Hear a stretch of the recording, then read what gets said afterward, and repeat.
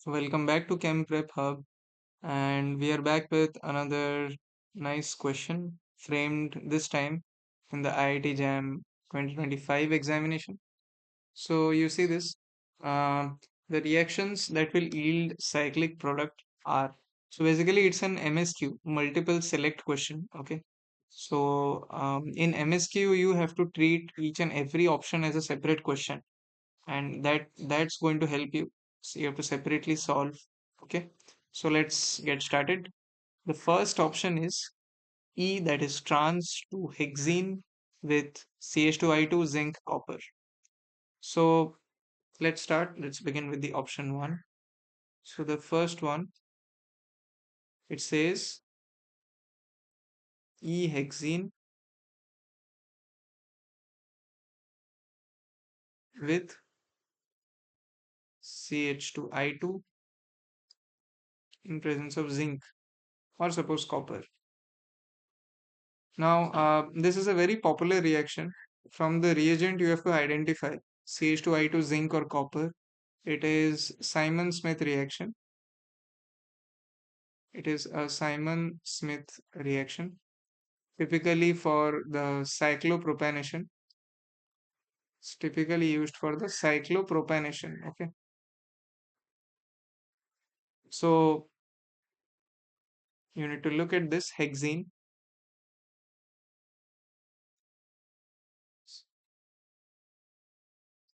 So this is your trans hexene or E hexene, E2 hexene to be very specific.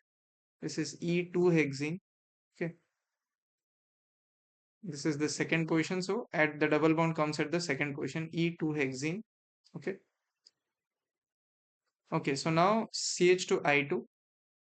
This is CH2I2 in presence of, let's suppose, zinc. Okay.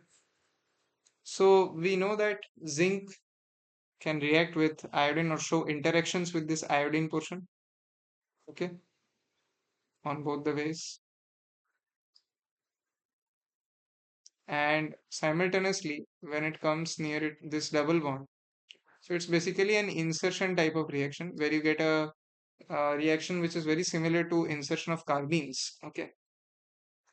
So if you look at this, you get this thing here. The iodine portion gets removed. Okay. The iodine portion gets removed. Both the iodine comes here. The iodine part goes away along with your zinc as your zinc iodide. And simultaneously, this thing, this attacks here.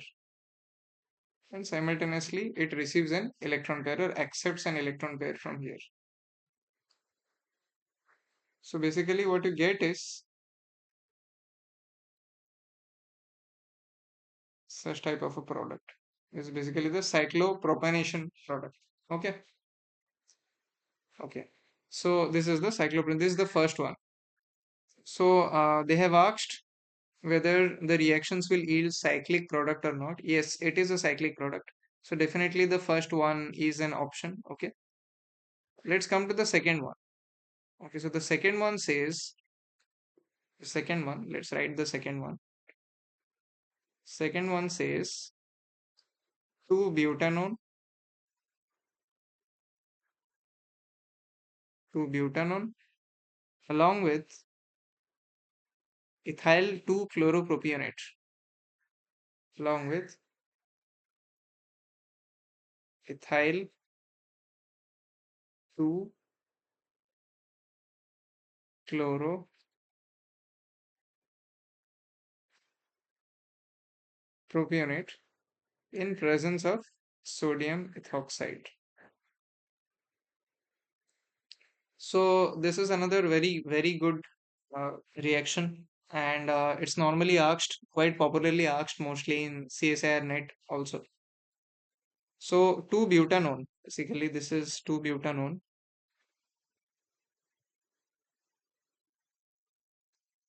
and they are treating it with basically an ester. This is ethyl So we draw the ethyl group first.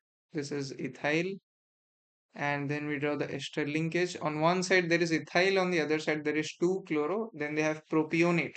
Means this is including the carbon, the ester carbon on the other side. So this on one side they have ethyl, on the other side we have 2-chloropropionate. So at the second position there will be a chlorine group because we are naming it 1. So this will be 2, and this is meth, it's prop. So propionate means another carbon, another CH3. So we have meth, eth, and this is prop. 3-carbon system. So prop system, 1 chlorine at the second position, 2-chloro, and we have the ester group, that is O8 group, onate group. Okay, and the ethyl at the other end. So they are treating this with sodium ethoxide. Now all of you know that sodium ethoxide is a very strong base, used very popularly as a base. Now if you look at this side, if you look at this side, basically if you look at this, so you will see that there is a proton here. Okay. Now the presence of the ester carbonyl on one end and the chlorine group at the other end, this has provided a very greater level of acidity to this particular proton. So it is very prone to be abstracted by a base. So what it does, this is going to abstract this proton. Okay. So that will give you ethyl group on this end, CO linkage, and a negative charge here along with a chlorine. This negative charge can easily delocalize. Okay.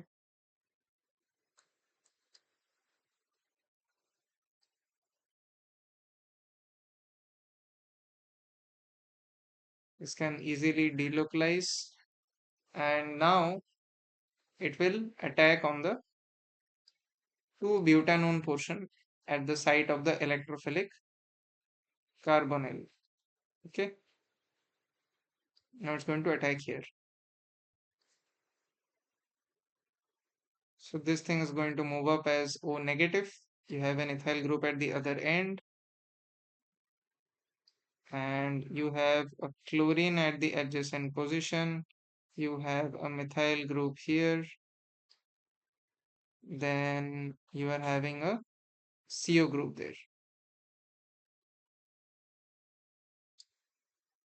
So this is CO, O, and ET. Okay. So now as you can see here, chlorine is a very good leaving group. And in exactly this kind of orientation, this O negative, this attacks the chlorine group, and this is a leaving group, so it leaves. So the final product that you will be getting, this is basically an epoxide. This is basically an epoxide. So this is an epoxy product, epoxide product. So this is a very classic reaction. This is basically called Darzen's Darzen's glycidic ester formation reaction. So, glycidic Darzen's reaction basically, where the high acidity of this proton, it enhances the possibility of its abstraction. So we were asked in which of the reactions cyclic product is being formed. We saw that in the first option it's being formed. It's a cyclic product. We also saw that in the second option also it is being formed because epoxide is also a cyclic product. Now we'll move to the third option. So let's see what the third option says. Okay. So the third option says hexane 2,5-dione with ammonia. Hexane 2,5-dione with ammonia. So let's draw it. Hexane 2,5-dione. Let me write it first. Hexane 2,5-dione with ammonia. Okay. So first we draw the hexane.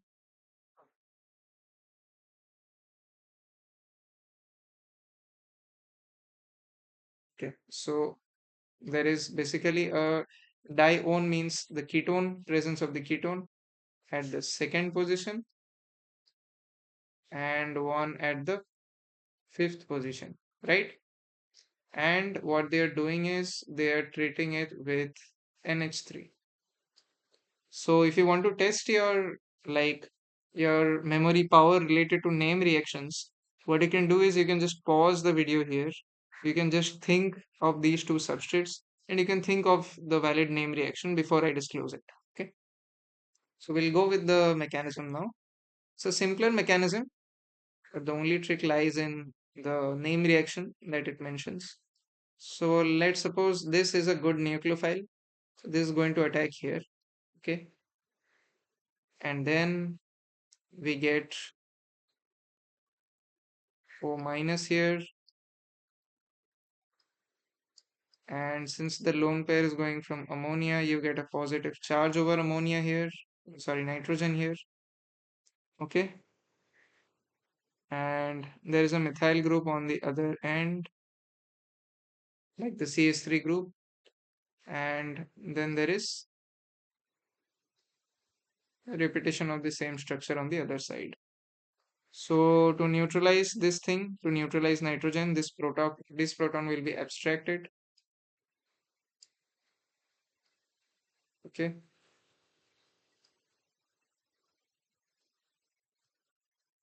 We'll have an OH linkage here and the NH2 group here. Now there will be intramolecular attack again in the same manner, just on the other side. Okay. So you will have methyl group here. Again the same thing. Okay. Another proton, one more proton will be abstracted. This is a methyl unit. And you have an NH linkage here. Okay. So now, just in presence of some aqueous medium, what you can do is, so basically you see there is hydroxyl units on both the sides. Okay. So what you can do is basically this can undergo again self-exchange protonation type of thing. Okay.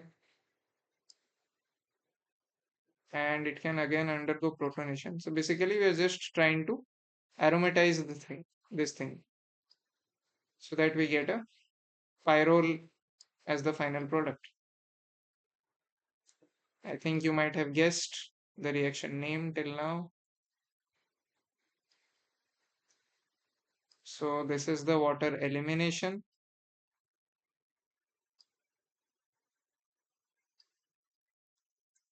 One second. Yeah.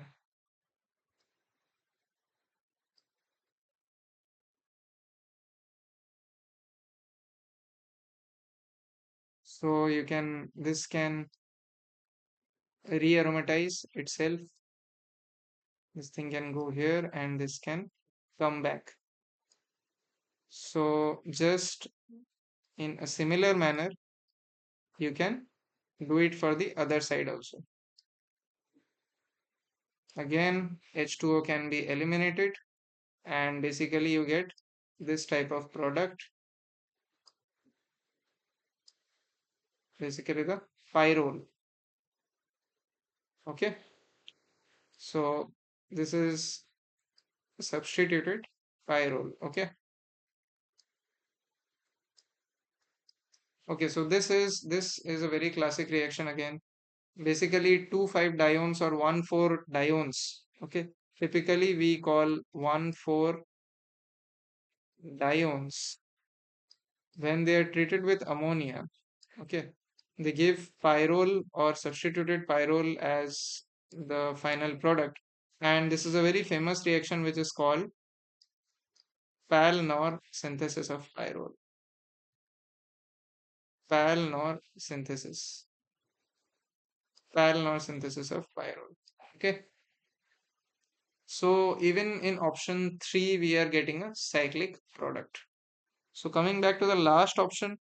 So the last option basically cyclohexane 1,2-diol with sodium iodate or periodate. Okay, sodium periodate.